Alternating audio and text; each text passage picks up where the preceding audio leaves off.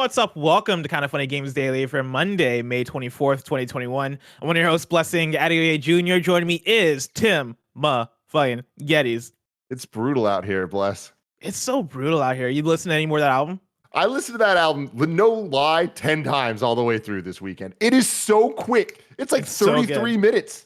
Oh yeah, dude. Albums have been trying to get shorter and shorter, and I think the thing is Spotify streaming. They want to get the plays, but I'm fine with it because that means I just listen to more albums. I got more time to listen to more music. It's fantastic. Tim, how are you doing today? I'm doing fantastic, especially because that song is literally just like debatably 2 or 3 songs done 4 times.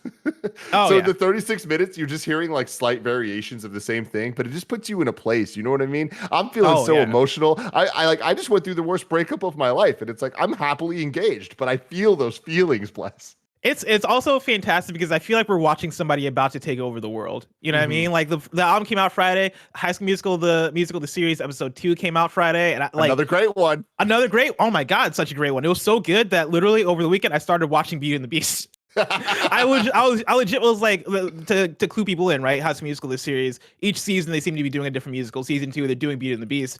And so they're doing covers of Beauty and the Beast songs. And episode 2, they did a cover of one of the songs and had me like, shoot, I just gotta watch the movie. I just gotta watch it because goddamn is Disney doing the right thing. But Tim, we don't have time to talk about Disney because we got big news to talk about. So Tim, let's talk about a rumored new Final Fantasy game, Biomutant reviews dropping, and more, because this is Kinda Funny Games Daily, each and every weekday at 10 a.m. live right here on twitch.tv/kindafunnygames. We run you through the nerdy news you need to know about.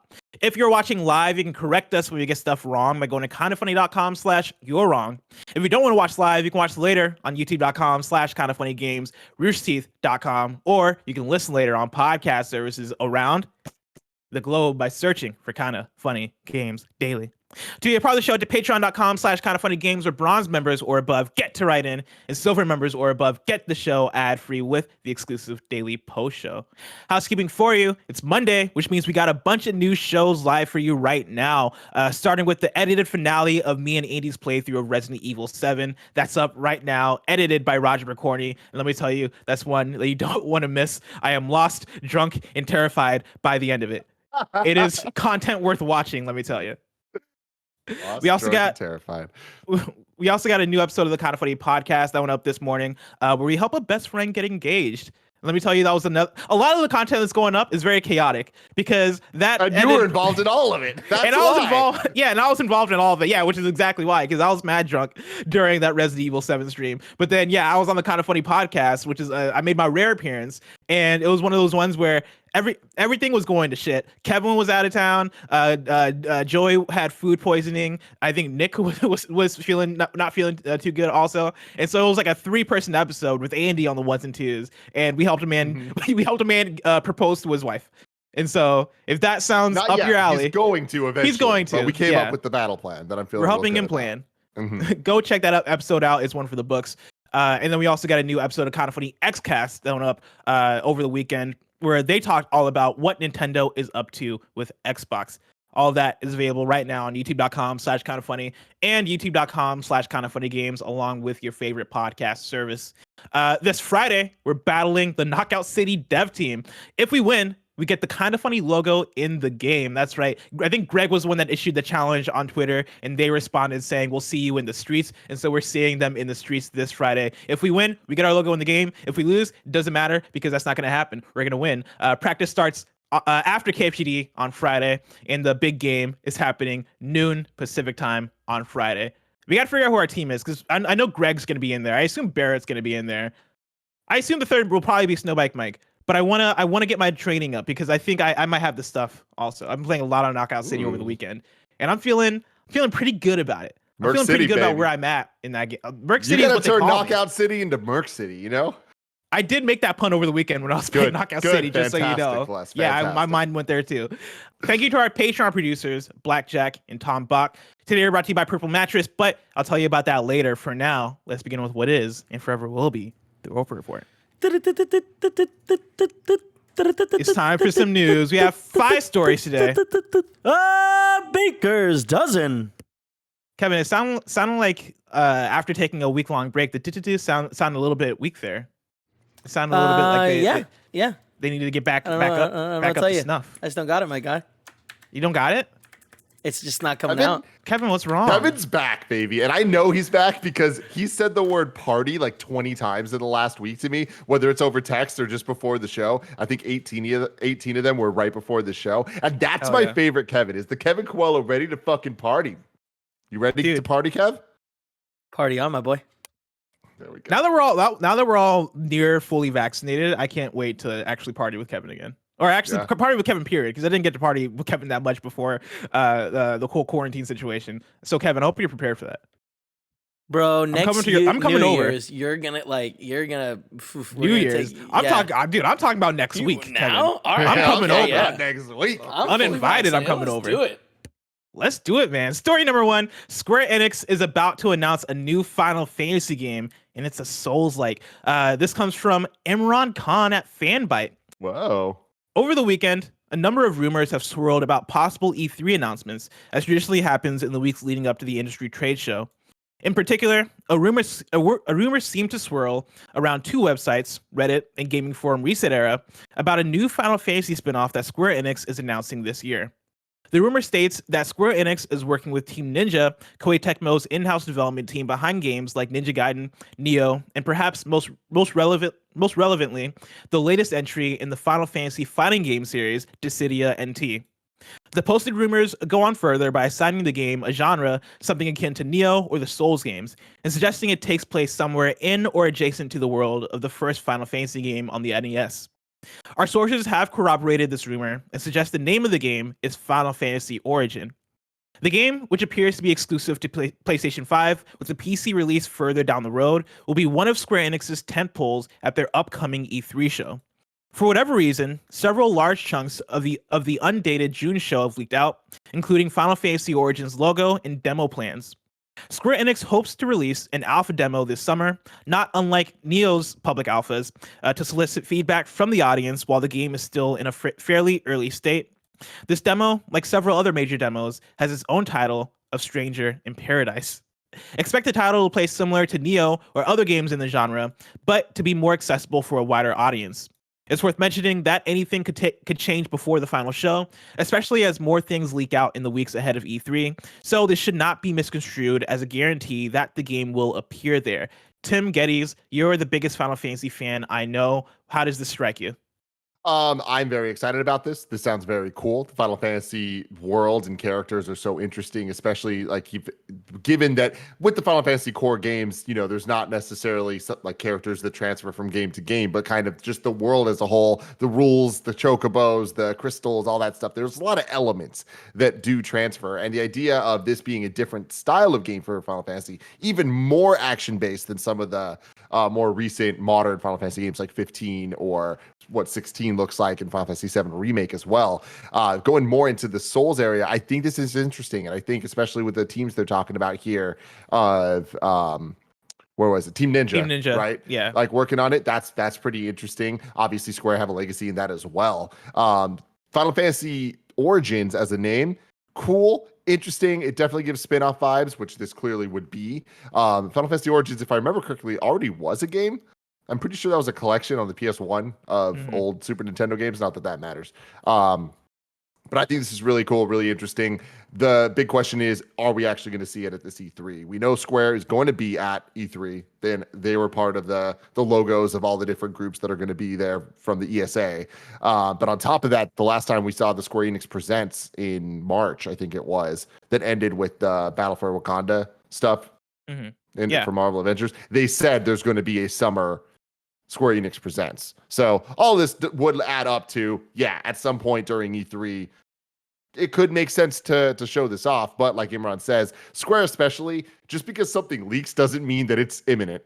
Like for sure, it could be way down. Like it could be later this year. It could be a random Tuesday. There's not really consistency when it comes to that. But no matter what, I'm very excited not only for E3 but for Square's E3. Like they're in a good place right now where there's a lot of exciting projects that we either know about or are rumored like this, right? Like. And a lot of them are Final Fantasy projects. There's Final Fantasy 16. Can't wait to see more about that. We know that Final Fantasy 7 Remake 2 is happening at some point, although it's not officially announced yet. right? Like we don't know the SKU of it. We don't know the actual title or whatever it's going to be. And then we have Final Fantasy Origins, all very different games, but very interesting to me. And I'm excited and hope, and I expect that we'll see this there. Yeah, this is very fascinating. I really like the idea of this as somebody who played Final Fantasy VII Remake, absolutely adored it, and somebody who now, I'm really digging the Souls games. Like, I really loved Bloodborne when I played it. I played Sekiro Shadows Die Twice right after that, and the idea of putting out a Final Fantasy Souls-like game, sign me up. I'm gonna play that all day, every day. That sounds super hype. You were right about there being a Final Fantasy game called Final Fantasy Origins that was on the PS1, but that seems like such a long ago thing that they could put out another Final Fantasy Origin and people aren't even going to people aren't going to look twice. People are like, oh, okay, cool, we get what this is. Also, interesting that it's just called Final Fantasy Origin, not Origins. Origins. So they're taking off the S. But either way, I feel like Origins is one of those words that you can strap onto any game title and it'll work. Assassin's Creed Origins, you can make a Super Mario Origins, I'm sure it'll work out. But yeah, no, I mean, I think this does speak to there being a very exciting E3 show for Square Enix coming up. Like I would have expected a Square Enix E3 show to be centered around something like Final Fantasy 16, but I think the question comes up of, all right, but how far away is that? Are they in a place where they want to give a breakdown? Yeah, if I want to know how far away, but there being a different Final Fantasy game that could be a huge deal given that they're giving it to Team Ninja, right? And they're putting that talent that they have behind Neo, putting that behind Final Fantasy. That could be very big, and I think speaks to what could be maybe another golden era for Final Fantasy, right? Like coming off of Final Fantasy 7 Remake, leading into Final Fantasy 16, seeing how much people love Final Fantasy 14. Like, Tim, as somebody who's clued into Final Fantasy, would you say that right now is probably one of the best times to be a Final Fantasy fan? Oh, I mean, yes, absolutely. To answer that question, I thought you were going to ask me something different. But yeah, definitely. I mean, Final Fantasy VII Remake being as good as it was is definitely a surprise to many, many people, right? Like a tumultuous development cycle, one of those unicorn games that was like, is it ever really actually going to happen? And then it did. And it was great. It was fantastic. And then we see Final Fantasy 16 and it looks really good so far. My biggest question is, and then 14 has been killing it and like just continues to kill it and dominate, right? And then this new one kind of jumping off the popularity of these Souls-like games, especially this kind of like simpler, toned down a little bit Souls-like game, like a Jedi Fallen Order type. Yeah. Like those games are important. Like those games, obviously the genre is something that many people like to latch onto and are interested in, but a lot of people find it inaccessible. So it's like being able to take a mainstream IP like Star Wars or Final Fantasy in the gaming world and kind of giving it the Final Fantasy coat of paint on that type of game, I think is going to speak to a lot of people. My question is it too much at once? We look at Nintendo a lot and we talk about Mario games and it's like, oh, it's too much Mario. But when you really break it down, a lot of the Marios are different enough that it's like a 2D and 3D Mario can coexist. And they not only don't eat each other's market share, but they're also completely different gameplay experiences. My question here is, at what point is Square putting out too many games that are this similar, that are this type, that as Final Fantasy games start blending more and more towards the action side, away from the turn-based strategy we see in like Project Octopath or things like that, right? Because on top of Final Fantasy 16, Final Fantasy 7 Remake to whatever, and this, they also have Project Athia, which is now called, don't tell me. You got it. It is not Forsaken. It is Forspoken. It is Forspoken. There you go. Boom. They also have Forspoken. What type of game is that going to be? And how does that all fit into this? And I'm not saying they can't all fit side by side. And if they're all quality experiences, they'll speak for themselves. But how are they going to differentiate all of these things and still tell people, no, they're all equally important. None of these are lesser than. That's the biggest challenge they're going to face. Yeah. This reminds me of what we're seeing happen with, I think, a lot of the bigger franchises at different publishers. Like Resident Evil, for example. Resident Evil is basically an annualized franchise. We've gotten yearly Resident Evil installments for the last few years between Resident Evil 7, 2 Remake, 3 Remake, and now Resident Evil Village. we've been talking a lot in the last few months about PlayStation and the reports that were coming out about Naughty Dog and a possible Last of Us remake, and that's been leading me to the idea of, okay, cool, I can see PlayStation leaning into, what if we found a bunch of ways to put out Last of Us releases that don't necessarily have to be a Last of Us 3, right? What if we did Last of Us remake? What if we did Last of Us Factions? What if we put out a Netflix show? What if we put out The First of Us? But this strikes me in a way that I could see them doing the same thing with Final Fantasy, trying to make it an annualized thing. We got Final Fantasy 7 remake last year. We're about to get Final Fantasy 7 remake Intergrade. What if next year is this Final Fantasy Origins game, and then what if the year after that is Final Fantasy 16, and what if the year after that is Final Fantasy 7 remake? I think, to your question, is that too much? I think that comes back to exactly what you said, making sure that they all breathe on their own and have their own space and feel equally important, but then also making sure that they don't overlap with each other. Very interesting point too that I forgot to make a second ago. These are all PlayStation exclusives. Oh yeah. We're about to get into that, Tim, because Karl writes in to patreon.com/kindafunnygames and says, "Hey gang, happy Monday.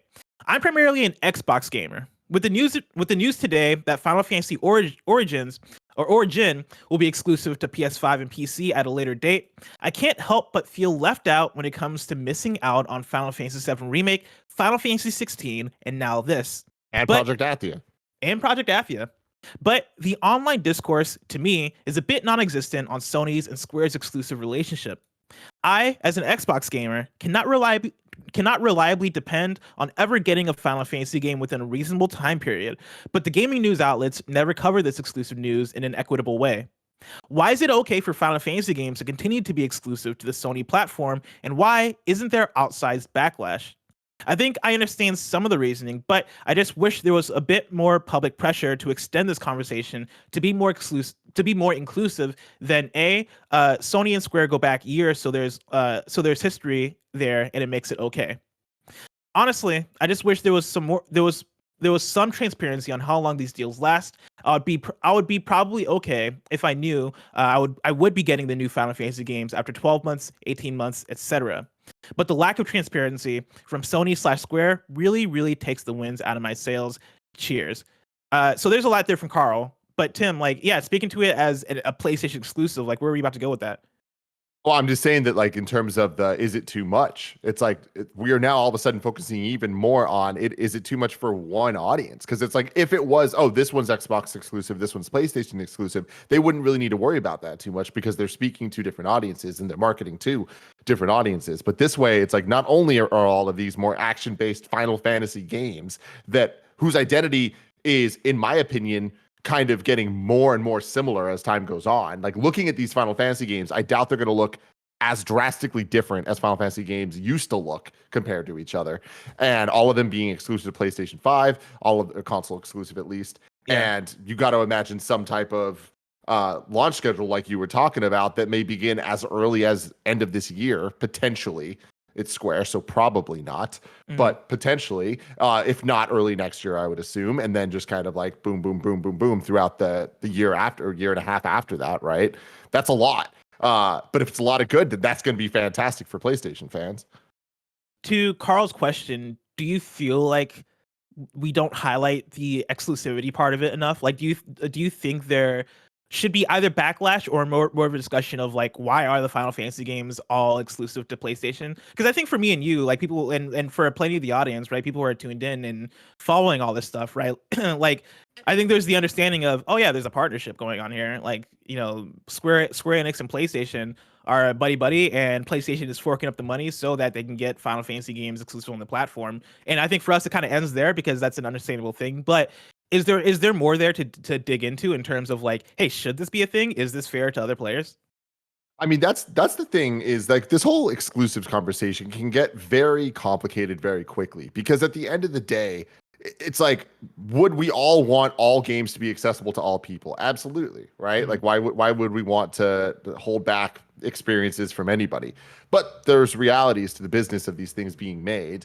And in my opinion, I am a fan of exclusives because they mean more money being put behind things. They mean more specialized development for a specific console. And I especially like them, obviously, for first parties that are purely built upon building on this one console because every single step learns. It allows things like the Guerrilla engine to be then used in other games, right? And these developers can kind of share this growth together in improving all their games and the knowledge and all that stuff.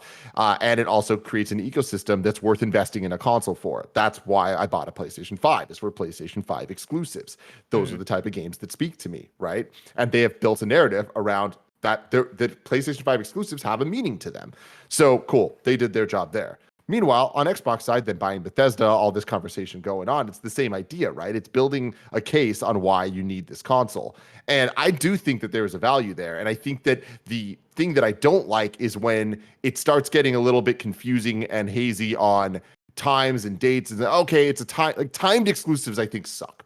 Like that's that's getting to the point of buying marketing in a way that like feels extra shady and feels like it's not really getting all of the benefits of the things I talked about earlier about being built from the ground up for this console and made for this experience. And it's going to have DualSense stuff. It's going to have all this. Or on the Xbox side, just kind of more leaning into the things that make Xbox unique, right? So for Final Fantasy to be kind of tied to Sony in this way, I think it's fantastic for PS5 owners, and it's a fantastic way to convince people to become PS5 owners. Now, are there enough PS5s in the wild? That's a whole other conversation that makes exclusives even more complicated in this moment in time right now, because even some of the biggest Final Fantasy fans can't get their hands on the console to be able to play the games, even if they wanted to. Yeah, I think there's a lot of context and a lot of like situational stuff that goes into it. I think for me, for the most part, when it comes to Housemarque making Returnal exclusive for the PlayStation 5, right? Like I think that's a super exciting thing because one, PlayStation and Housemarque have that relationship, and then also Housemarque probably wouldn't be able to make Returnal without the backing of PlayStation and the budget that they're getting there in that support. I look at PlayStation and PlayStation acquiring Insomniac, right, and how big of a move that was, and I think that's something that works and is awesome because Insomniac had already made Spider-Man as a PlayStation exclusive, PlayStation first party game, and with how successful it was, right? Like them buying Insomniac guarantees that we're going to see more of those types of releases for PlayStation. And in turn, Microsoft buying Bethesda is one that I think for me, I was a little bit like, oh man, like I wasn't like excited about it. I wasn't like super over the moon about it, but that's mainly because I'm such a big fan of Bethesda games, and I also use PlayStation as my main platform. But it's also that thing of like understanding that, oh yeah, this is a business move, right? Like this is what you do to keep your platform vibrant. And also like I'm sure having that backing of Microsoft is going to do a lot for Bethesda as a company in terms of them feeling more comfortable to take times of their releases and not feel compelled to put out a Fallout 76 or a Wolfenstein Youngblood. And so like it's kind of give and take for me. There are situations like Deathloop being announced as a PlayStation exclusive, both Deathloop and Ghostwire Tokyo, where I look at that and I think my first reaction was, one, damn, that's such a move for Sony to like put up the money to get these games that were already announced as timed exclusives. But then also like they were kind of weird announced, though. They were announced at Bethesda's E3, I believe, like the year prior, and then later on during last year's PlayStation 5 reveal, that's when they put the exclusive stamp on them. Is that right? Damn. Yeah, which I think is like a little bit like I don't know how I feel about that, but again, it kind of comes back to I guess it's business. I guess it's what you do to get people excited about this new console you're about to launch. And those games are obviously eventually going to come to other platforms, but I think it's such a there's so much to look into it in terms of context and rollout and all that stuff that it's for me it's not like a black and white thing, right? It's a Karl's question, right? Like it's hard for me to look at Final Fantasy games coming exclusive to PlayStation and automatically go, god damn, how dare you? That's bad. When I don't know, I think there's just so much behind it, and so much that you kind of got to look into. Yeah, totally, man. This is gonna be a conversation we continue to have forever as video games grow and turn into something that is more accessible to more people. Because video games started out and to this day are an expensive hobby, right? It's not like people can just go out and play any game they want because these things have very high retail value, right? Like for these experiences, that's why the game prices keep going up, and we're at $70, and there's an expectation of $70 worth of content that we compare to going to watch a movie or going to buy a book or whatever it is for significantly cheaper, right? And I think that when we're looking at these exclusives, to me, it makes the most sense for multiplayer games to not be exclusive. Like, you are limiting your player base, you're limiting the scope of really like what the game even could be. Whereas the more single player things, the more prestige titles, being exclusive makes sense to me because they, again, are being built from the ground up for one thing. You bringing up the Deathloop stuff, it's like, yeah, that is an example to me of like the shady shit that I don't like. And shady is a weird word to even use. It's business. And it's like, these moves are being made. None of this is being made for you. No decision here. That is a pure capitalistic move right there. Yeah, but it's like, that's just it working. And they're trying to entice you to buy an Xbox. And it's like, bless, like, if you didn't have an Xbox and Bethesda games are exclusive to Xbox, I'm buying an Xbox. You're buying a fucking Xbox, and you have the means to do that, or you'd figure that out, or you wouldn't play the games. And that's or I'd play it on totally PC. Like, I would find a way to play Bethesda and games. all that stuff. It's like it is going to be easier than ever to find a way to play Xbox games. So the Xbox exclusive side of stuff, I think, is a little less dire.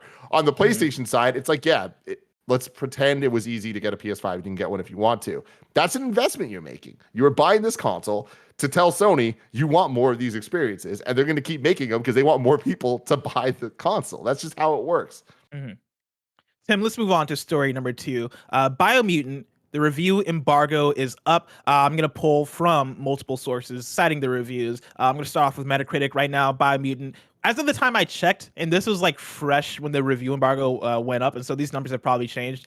Feel free to hit me up on kindafunny.com/you're-wrong if they have. Right now on Metacritic, it was sitting at a 64 on PS4 and then a 69 on PC. I'm going to start off with Luke Riley at IGN, who gave it a 6 out of 10 and said, with excellent enemy creature design, a rich and diverse world, and piles of choice when it comes to combat and customization, Biomutant has a lot of the building blocks of a top-drawer action RPG. It's really missing only a few, but they're big ones. Its cookie-cutter approach to objective and puzzles feels 2 or so generations off the pace of other open-world action games, and that leaves the quest to gather all of the things feeling repetitive early on. John Bales at Video Games Chronicle gave it a 2 out of 5 and says Biomutant's feature list seems to include everything a successful open-world action RPG needs, but journey through its towns, fields, and bunkers, and there's no intrigue in its exploration or weight in its relationship building. Not even a worthy combat challenge to hold everything together. With so many ideas left underdeveloped, it wastes a setting that had far more potential. And then Richard Wakeling at GameSpot gave it a 6 out of 10 and says, Biomutant often has these moments where its systems don't quite cooperate and you end up with something uneven. While combat is fun in moderation and the crafting system is bizarre in all the right ways, the flip side of this is dull and monotonous quest design, a forgettable story, and hollow morality. There's still an enjoyable game here, but a lot of unfortunate caveats come attached to that statement. Yet while it might not always hit the mark, Biomutant is an ambitiously flawed game from a small studio, and the games industry could always use more risky endeavors like this one. And before I even continue, right, I should catch people up. Biomutant, if you somehow missed it, is the open world game. It's I don't know the name of the developer, but it's being published by THQ Nordic. And it's this open world game where you play as a rodent, has a lot of action RPG mechanics. I played a little bit during the review period, but bounced off very quickly. One, because I had plenty of other things to play. I really wanted to get back to Mass Effect. But also immediately didn't capture me. And it's one that I was looking forward to for a while because from its reveal stuff, it looked really cool. You know, I think the style is really cool. I think it has a really cool gimmick in terms of playing as this small cat rat creature with a sword and a gun. Like, all that stuff seemed really, really cool and really fun to me. But after getting my hands on it, I think the thing that immediately screamed out to me was, oh shit, this really is the return to the AA space. This really is, and not in a good way, because I think you can have that in a good way. But this just doesn't have the polish I feel like it needs. It feels like it's going for having a big open world, right? A big open world RPG game, but not having the budget or like the resources to back that up. And so a lot of ways, when I was first jumping into the game, it immediately felt empty and lacking in a lot of ways. But Tim, for you, like, have you been keeping up with Biomutant at all, or do you have any interest of trying it out? Yeah. I'm right there with you. Where when they first announced it, I was like, "Oh, this looks super cool!" Like, I love the character designs and the just kind of aesthetic of the claymation almost look that it has. I was looking it up. The developer team is Experiment 101. And So, I think this is their there you first go. game too.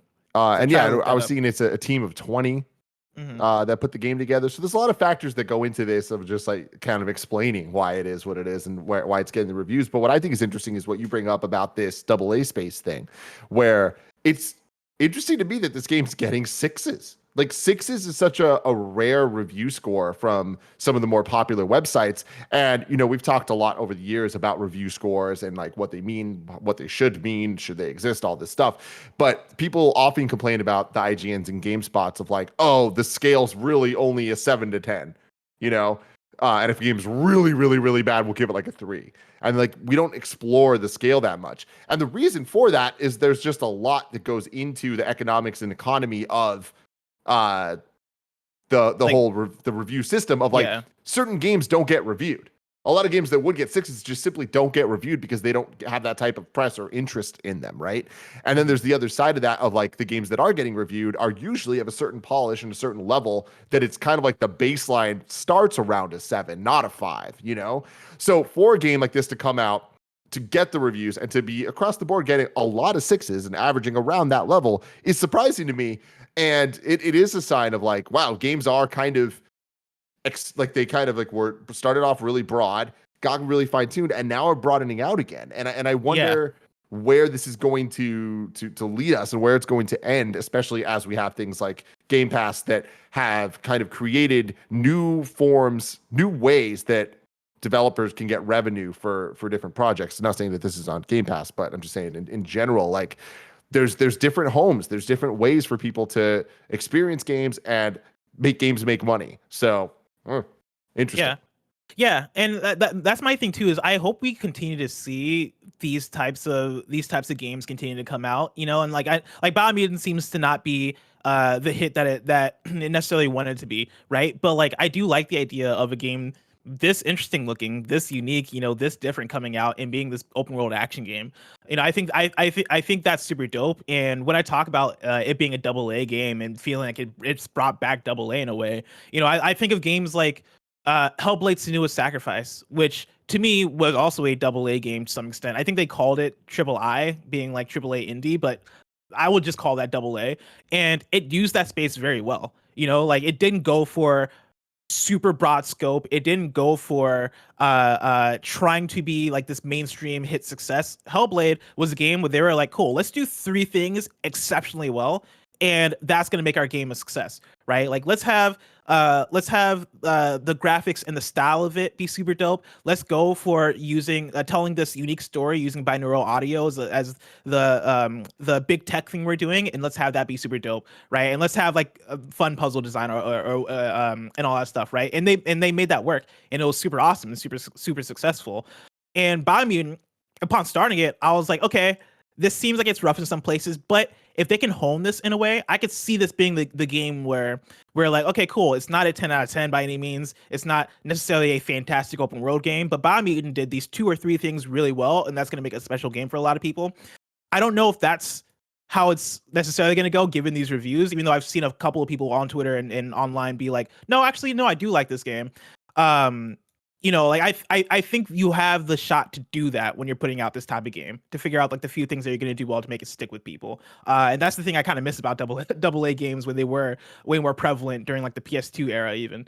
And so, yeah, like I'm curious to see as more people get their hands on Biomutant, like what the impressions continue to be like. And if there is the group of people that are like, no, we love Biomutant because of the style or because of whatever it is.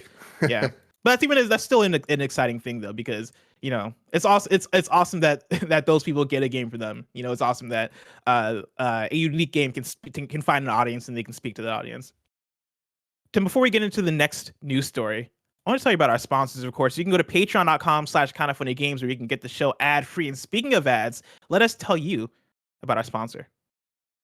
This episode is brought to you by Purple. As the world becomes increasingly uncomfortable, we're all looking for as much comfort as we can get in. I know that's true, and that's why I love my Purple pillow. Purple makes mattresses, but they make pillows too, and the pillow is my favorite thing because it never gets too warm. You never need to flip it to the cold side of the pillow because both sides are the cold side of the pillow. It's fantastic. The technology, I don't understand it. Purple is comfort reinvented. Only Purple has the Grid, a stretchy gel material that's amazingly supportive for your back and legs while cushioning your shoulders, neck, and hips. And that's the thing. Joey, she's been living this life on this mattress, this beautiful Purple mattress, feeling so good because of this Grid. And I've been using the pillow and I love it so much. Because of how it's designed, the Grid doesn't trap air. Air actually circulates and flows through it, so you never overheat. And I love that. The Grid bounces back as you move and shift, unlike memory foam, which remembers everything. That's why memory foam has craters and divots here. It's exactly what you want it to be. Right now, you can try out Purple mattress risk-free with free shipping and returns. Financing is available too. Purple really is comfort for an uncomfortable world. Right now, you can get 10% off any order of $200 or more. Go to purple.com/games10 and use promo code games10. That's purple.com/games10, promo code games10 for 10% off any order of $200 or more. Purple.com/games10, promo code games10. Terms apply. I love Purple, really. Tim, let's talk about story number 3. We got a new image from the Uncharted movie. That's right, the movie that's been being worked on for the last decade, it feels like. We're finally getting some more substantial content from it. This was tweeted out this morning. Substantial content being one shot. This tweet out this morning. It originally came from New York Times, but I'm pulling from Nibel on Twitter. And it's an image of Tom Holland as Nathan Drake standing in front of Sully with a flashlight. They're in what looks like a cathedral, probably like an older cathedral. And man, Tim, are you excited for this? You know, look, at this point, I am excited for this movie. This does nothing for that excitement. And you know, this only raises negative questions. But look, going into this movie, it is what it is. I really enjoy Tom Holland. I really enjoy Mark Wahlberg bumbling around doing stuff. I enjoy Uncharted. Where's the mustache? Where the fuck is the mustache, man? He's in a Henley. What more could you want? Like a lot more. It's basically the outfit. Sully's the bigger problem here. He's gonna grow a mustache. Don't worry. Like, it'll probably start. It'll be old with a mustache.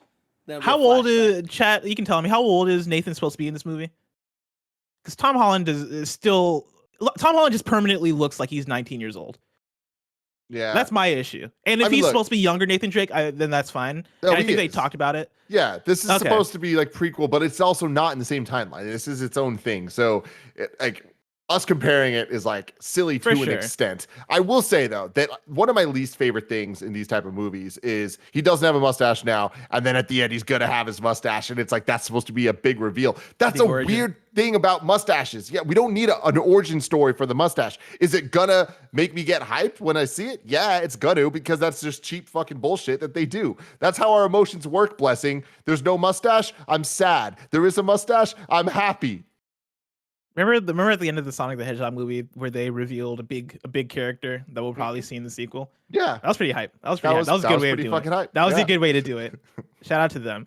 Nibel followed up his tweet with a quote from the New York Times article saying that a Sony spokesperson shot down the rumors of a God of War movie / TV adaptation. The article quote goes like this: Sony games like Twisted Metal and Ghost of Tsushima are also getting the TV and film treatment. Contrary to speculation, one that is not, at least anytime soon, according to a Sony spokesperson, is God of War. And so don't expect that, even though I would want that. If I could choose a Sony property to get an adaptation, I think God of War would have been the first one. You know, I'd want that more than Uncharted or a Last of Us, even though I love them, but like they're already cinematic. You know, God of War, I feel like has so much room to do shit with. God of War also cinematic, but I think is a more interesting idea in terms of how to tackle that as a movie, especially when you could go back to Greece or like, you know, ancient Greece and do it that way. Yeah, I'm interested. I would rather them like have a couple tries before they go try to tackle God of War, because I think that God of War has the biggest potential to really make it really be a big hit. Uncharted does too, though. If this movie just needs to be serviceable for it to be a launch point for Sony kind of being in this kind of medium and really focusing on the Sony studios of the TV stuff and movies and that potentially turning into something cool. I wish they were all fantastic out the gate. I highly doubt that's going to be the case from everything we've seen in this movie, but it's also interesting. This movie's coming out supposedly the same year an Indiana Jones movie's coming out. So, I mean, given will the it be track better record, than that? I don't know. The track record of Indiana Jones movies, specifically the last one, has a chance to be the better movie. You know, like if the next Indiana Jones movie is Kingdom of the Crystal Skull level, then Uncharted is looking really good going up against that. Yeah. You know. Yeah. Do you think this is better? Do you think this ends up being better than the Sonic the Hedgehog movie? No, I don't, because I think the Sonic the Hedgehog movie is good because it didn't really try to be a Sonic the Hedgehog movie. It just had Sonic the Hedgehog, and it was just like a decent kids comedy movie, and like it nailed that with Sonic elements. Whereas Uncharted, it's like we're all going to be comparing it to Uncharted, which we already compared to Indiana Jones. It's like there's so many things where I feel like this movie is going to let a lot of people down in a lot of different ways, no matter how good it is. Last question. In the event that they make a God of War movie, who plays Kratos? It really depends on timing of when this actually comes out. I mean, I hope they just straight up use the voice actor, but I don't think they would do that. He would be incredible. Like he has the build for it. Yeah, right? Like the man's very fit and muscular. See, what I would want, and this wouldn't work, and I know this wouldn't work, but I'm going to say it anyway. I want Mahershala Ali to get super jacked and play Kratos. You know, like, I think the only thing that would keep Mahershala Ali from it is that he just doesn't have the build for it. But I think if he got that build, oh man, that would be an incredible Kratos right there. Hey, honestly, like, I think that it could be interesting if it didn't have the giant build that Kratos has. Because, like, that's a thing where, and I know at this point I just bitched about Sully not having a mustache, but I think the difference is, like, Sully doesn't have much more to his character besides his fucking mustache. Yes, he smokes cigars. I'm joking. You're right. Good point. He good smokes point. Cigars all the time. But it's like, you know, we look at Wonder Woman and everyone was just like, oh my God, Gal Gadot can't be fucking Wonder Woman. And she did great. Like, not saying her movies were great, not saying what she was given was great, but she's great as Wonder Woman. So I think that reimaginings of people, and like even Tomb Raider, right? It's like we got the recent movies and it's just like, you look at her like, that doesn't look like the Lara Croft I know. It's like, yeah, well, it doesn't need to. Somebody in chat says Danny DeVito, which I would be super down for that God of War movie. Fantastic. Tim, speaking of things that are man, I had a transition and I lost it. I was gonna say, speaking of things that like don't go together well or things that don't fit. Speaking of random casting, story number 4, Rockstar Games announces its own record label. This comes from a press release that they put out this morning. Music has always been a fundamental part of Rockstar Games, from the championing of underground artists and scenes across our titles to the meticulously curated radio stations of the Grand Theft Auto series and the introduction of fully realized digital nightclubs in Grand Theft Auto Online with the After Hours update, as well as expanding the possibilities for in-game social spaces and music discovery with the release of the Cayo Perico Heist. Now we're further fusing the physical and digital worlds of entertainment by teaming up with Circo Loco, creators of some of the world's biggest and most influential real-world parties and one of the most recognized music brands in modern dance music, to create a brand new record label, Circo Loco Records. Circo Loco Records is bringing together familiar names from the world of GTA Online and Circo Loco's past and future in a brand new way, supporting dance music culture during one of the most fraught periods ever experienced for clubs and club culture. Tim, you excited for Circo Loco Records, brought to you by Rockstar Games? Hey, man, like I love the idea of this. I am somebody that bought the GTA Vice City set on CDs that came out back when the game came out, where each CD was a different one of the radio stations, and it had like the DJ kind of like running through the track list as it went through. It was fantastic. GTA has always had a really good sense of culture and music and all that stuff. So this doesn't surprise me. It's a little weird, and I'm not familiar with Circo Loco, but the way they're describing it, I'm like, yeah, this sounds like there is weirdly a lot of synergy there that could make a lot of sense. Just want them to put out GTA 6, Tim. Why haven't we gotten GTA 6 yet? I don't know, man. I don't know. I'm really interested. Can you imagine the day it happens? I'll never forget the day GTA 5 was announced. Oh my God, yeah. The day GTA 5 was announced, it was like when that trailer dropped, it was one of those, everything in the world's kind of stopped and we're focusing on this. Because I remember that day I was working at IGN, and then when we left, me and Kev went to a Best Buy, and it was just playing on all of the TVs. I don't know who did that, but someone decided to make the GTA player just play on GTA trailer, play on loop on all the TVs, and it felt like a cultural zeitgeist moment. God, I want that hype again. I can't wait. I really hope that's like, I hope they reveal it this year, but something tells me that they won't for some reason. Like, I feel when you look at the timeline, like this year should be the year that they reveal a GTA 6. But in my gut tells me no, don't hope for it because it's not going to happen. Maybe that's just me protecting my own emotions. I think any shot of GTA 6 being announced this year has been dashed by just the world and where things are at. And like the biggest thing being just the amount of next gen consoles that aren't in the homes of people that want them. Yeah, I guess that's fair. That's fair. Tim, let's wrap up the Roper Report with our last news story. Story number 5. Watch Dogs was originally a Driver game. This is from Matt Purslow at IGN. Tim, you remember Driver? Oh, yeah. Driver San Francisco, baby. Of course. Oh, yeah. Wait, the PS3 one? Mm-hmm. Yeah, I remember that too. I feel like that's not the one people go to usually for Driver, but... I wasn't a Driver fan, to be clear. I rented them all and played them all for a weekend, and I just kept going back. That was a different type of games. That was back in the Biomutant days. You know what I mean? Yes. Like when we were getting those games. It's like, all right, fuck it. Just playing video games is fun. I'll take anything. Fair enough. I'm going to pull from Matt Purslow at IGN, who writes this. Ubisoft's Watch Dogs series originally started life as a game in the Driver franchise, according to a new report. As detailed by VG247, a source within Ubisoft has revealed that Ubisoft Montreal was originally developing a new Driver game rather than creating a new IP. Much like previous Driver game Parallel Lines, which involved on-foot segments and shooting, this new Driver game was similar to Grand Theft Auto in design. The new addition, though, was hacking. Quote, the game that was released as Watch Dogs started life as a sequel in the Driver franchise, but was always largely what you see in the final product, the source told VG247. It was always modern day, it had on-foot, parkour, combat, as well as driving, all set in a large open-world city, and the main hook was always modern technology and hacking. After a while, trying to make this concept fit into the Driver franchise, the decision was made to turn it into its own new IP, end quote. A second source, a former Ubisoft employee, told VG247 that this game was transformed into Watch Dogs after Driver San Francisco failed to generate many sales. Quote, they just did their own thing and convinced Yves Guillemot he could have his own GTA instead of the low-selling Driver, said the source. One, them calling Watch Dogs like Ubisoft's own GTA, I think is hilarious.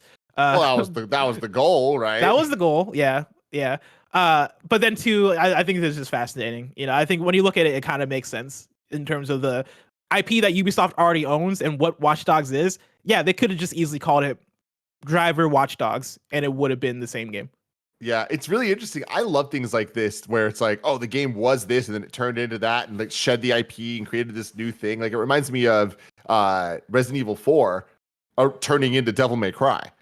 And it's just like, that's so fucking cool that like there existed a Resident Evil 4 that was in the castle of Devil May Cry, like with the isometric perspective and all that stuff. And then they were like, oh no, this is something else. And then we got Resident Evil fucking 4, which I know you're a hater of, Bless. But at the time, it was crazy that happened. Was it though? I'm just kidding. I know it was good. I know. Just fuck with you too. But man, yeah, no, this I love these stories too. I love the idea of like, you know, how does game development work? How do these things get talked about? How do you sell these things? And them turning it into a Watch Dogs game, I think. Well, I mean, at the end, I would say probably was the right decision. You know, the driver name, the Driver IP, as much nostalgia as probably many of us have for it, probably isn't one of those ones that where you're like, yeah, this is gonna sell millions and millions of copies. This is gonna be our next Assassin's Creed. I think them renaming it Watch Dogs and trying to sell it as a new thing, probably the smart decision because they ended up getting 2 sequels out of that, and so good for them. Fascinating story. But Tim, the next Watch Dogs game or the next Driver game, they're probably both so far away. If I want to know what's coming out to mom and grop shops today, where would I look? The official list of upcoming software across each and every platform as listed by the Kinda Funny Games Daily Show hosts each and every weekday. Yeah.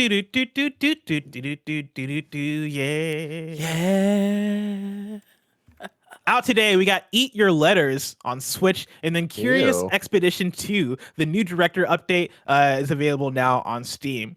New dates for you: Mini Motorways drives to Steam on July 20th and Switch Q1 2022.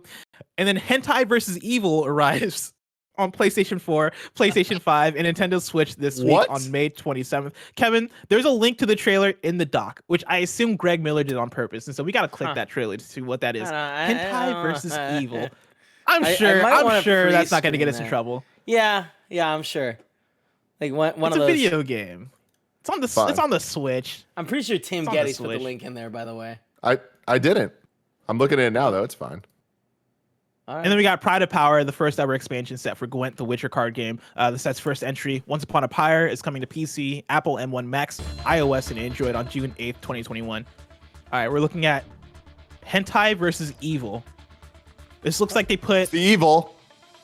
You can notice the evil's on the left and right of the screen right now. Open the cages and rescue the girls. There we go. You're playing as a girl. Oh, man. In an outfit, let me tell you. She has a gun. She's shooting evil. It's a third-person shooter. Are those the bad guys from Breath of the Wild? Kinda. Surviving against demons and zombies. Oh no, this looks like Stubbs the zombie almost. Because they're zombies. What an acute eye you have, Bless. Because they're cute zombies. They're like cartoony zombies. And it looks like it has PS2 graphics. I think that's the main thing.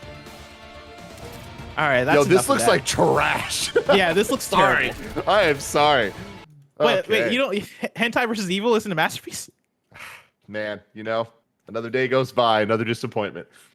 Of course, people watching, listening can go over to patreon.com/kindafunnygames where they can get the show ad-free, but they can also write in with their questions, just like Billythedoor did. Billythedoor wrote in and says, so we all love Knockout City, but after next week, will this love stick? On one hand, modes /variety are sparse, but on the other hand, they got everything else right. Just about everyone I know who played fell in love during their first game.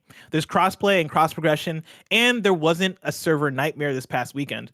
The crossplay works so well, I was playing with people from all 4 major platforms with no issue. Is that enough for people to stick around? What do you think is needed to ensure people stick around? Billythedoor. Tim, have you played Knockout City at all yet? Not yet. I want to, though, because all the videos you guys have been posting, I'm like, this looks fucking awesome.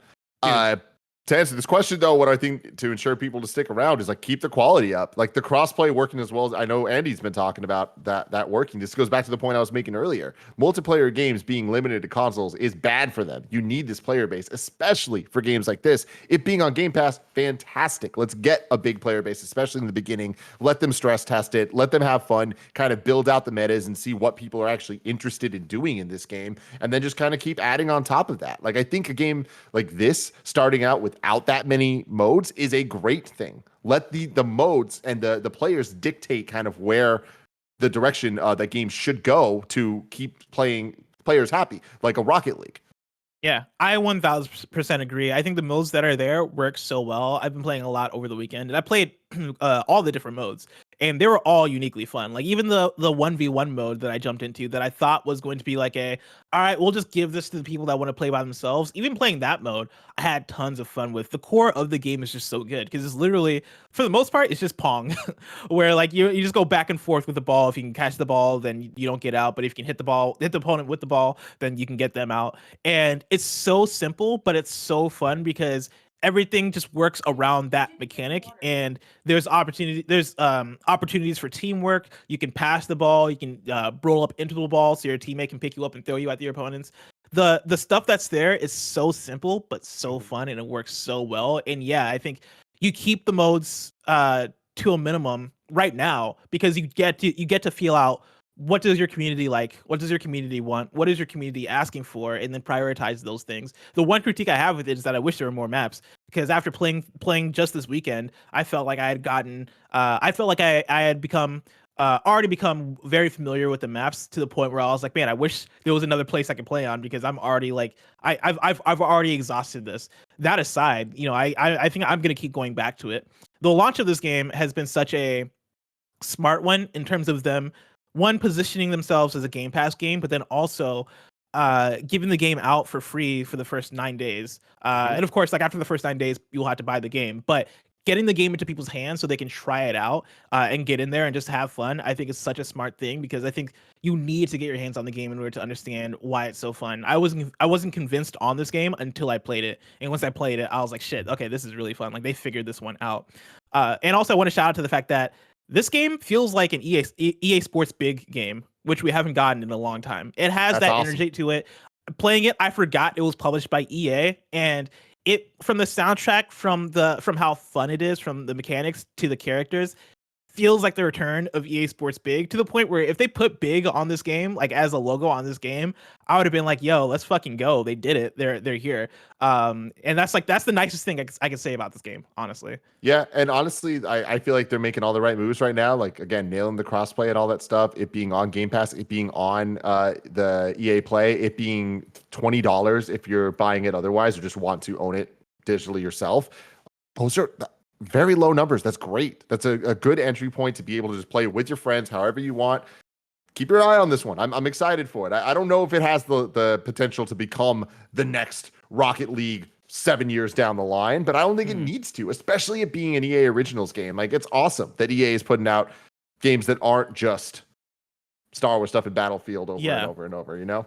Yeah, this is some of the most fun I've had with actually, Apex. I keep forgetting Respawn is owned by EA. I was going to say this is the most fun I've had in an EA game in a while, but aside from Respawn, I would say, yeah, this is for me the most fun I've had with an EA game in a while. Mm-hmm. Tim, every now and then on KFGD, we have one of them rotating segments. One of those segments is required reading, which I'm pulling up for this episode. Over the weekend, Kat Bailey at IGN posted an article titled "Special Report: The Inside Story of Blizzard's Departures in a Company at a Crossroads." I'm going to read a portion of it, but I encourage you guys to go check it out. Click on the article. It's one of those longer ones, and there's so much in there that it's so hard to break down on like just on a regular episode of KFGD, but I implore people to go check it out. The beginning of the article goes like this: The news came as a shock, but it also wasn't exactly a surprise. 1 month ago, Jeff Kaplan announced that he would be leaving Blizzard. His departure ended a 19-year career at Blizzard, in which he helped develop two of the most important games ever made, World of Warcraft and Overwatch. A beloved figure at Blizzard, Kaplan's departure sparked an outpouring of emotion from fans and developers alike. Quote, "He was sincere when he bid the team farewell and let them know how proud he was of everything that we were able to accomplish together, and how confident he was in what a lot of us consider to be one of the greatest development teams in the industry," said Aaron Keller, who succeeded Kaplan as Overwatch 2 director, in an interview with IGN. Quote, It was an emotional moment to hear that from someone who you knew meant it and believed it," end quote. But underneath the emotion of Kaplan's departure was a more troubling narrative that had been brewing since at least 2018. If you've been following Blizzard for any amount of time, it's hard not to notice the outflow of talent from every part of the business. While Blizzard says its voluntary turnover is significantly under industry average, and that departures among developers who have been with the company for longer than 10 years are in fact decreasing, several high-profile departures have contributed to the sense among fans, media, and many within the company that Blizzard is experiencing an exodus. The article goes on to talk about how some feel Blizzard has been on decline over the past 3 or 4 years amid layoffs, budget cuts, and lack of major releases. And they get into detail about what that is and what that looks like. Again, I implore you, go over to IGN, check out Kat Bailey's article, because she did a very good job with it. And it's very informative if you're into Blizzard, if you're into Overwatch and all this stuff, or if you've just been keeping up with that aspect in general. Go check that out. A quick thing, definitely go check that out. A quick thing I want to add. This is definitely in the rumors / I mean, it's news, but like we'll see what it actually turns into that's tangentially related to this. There is hope. There is a glimmer of hope, blessing, for Tony Hawk's Pro Skater's future. Because this weekend, the drummer from CKY, the band CKY, Bam Margera's brother, yes. the drummer. Wait, really? Yes, he was on a podcast, and he said, "We, CKY, are doing the music on the new one coming out soon." And they were talking about Tony Hawk. And CKY was only featured, if I remember correctly, in Tony Hawk's Pro Skater 3. Yes. So are we getting Tony Hawk's Pro Skater 3 DLC for 1+2? Is it going to be 3+4 remake? Is it going to be a totally just new Tony Hawk game featuring CKY? Are we going to find out? at E3 this year? I don't know. I fucking hope this is real. I hope something's happening here. Activision, please don't break my heart like this. You fucking don't kill Vicarious Visions for this, okay? When I woke up this morning, I wasn't expecting to learn on the episode of KFGD that Bam Margera's brother is the drummer for CKY. That's amazing. That's hilarious. I mean, they're all it's like they're intrinsically related, right? But I never realized. Like, I mean, I knew CKY was a band. I think from Tony Hawk, but I never really thought about it. And so you mentioning that, oh yeah, Bam Margera's brother was the drummer for them. That makes a lot of sense, but also it's just news. It's news to me. It's fantastic. Yeah. Of course, you can go to kindafunny.com/you're wrong, where you write in and let us know what we got wrong as we got it wrong, so we can correct it for those watching later on YouTube and listening later on podcast services around the globe. Let's see here. Nanobiologist writes in and says Final Fantasy Origins was a compendium of Final Fantasy and Final Fantasy 2. People are telling me that I called it Final Fantasy Origins with an S. I will make that mistake again, likely many times. So get used to it. Frankfurter wrote in with the actual Metacritic reviews for Biomutant. Right now on PS4 sitting at a 63, PC sitting at a 68, and then Xbox is sitting at a 68. And that was it for kindafunny.com/you're wrong. We killed it, Tim. Killing the game, Bless. Love to see it. What a Monday. What a Monday. But of course, after Monday comes more days in the week. Your host for Kinda Funny Games Daily go like this. Tuesday, it's Greg and Gary Whitta. Wednesday, it's me and Tim. Thursday, it's me and Tim. And on Friday, it's Greg and me. If you're watching this live on Twitch, after this is Nick and Mike playing what, Kevin? No, it's not. It's us doing a Eternals trailer reaction. Oh, you're right. We're doing an Eternals trailer reaction. And then they're gonna play some game. I don't know what. I assume it's Uncharted or some shit. There was some talk about. There was some talk about. No, I'm right here. Can you hear me? Okay. No, we can hear you now. Yeah, we didn't hear you before. Them doing Knockout City, right? I saw that in general. Shit. I feel like, and like I'm not gonna lie, I haven't tried that game yet, so I'm trying to download it right now. Maybe I can convince me to pop in. Of course, this has been Kinda Funny Games Daily, each and every weekday live right here on twitch.tv/kindafunnygames. We run you through the nerdy news you need to know about. We have a Patreon post show for those that are subbed at the silver level of patreon.com/kindafunnygames. So stick around for that. Otherwise, until next time, game daily.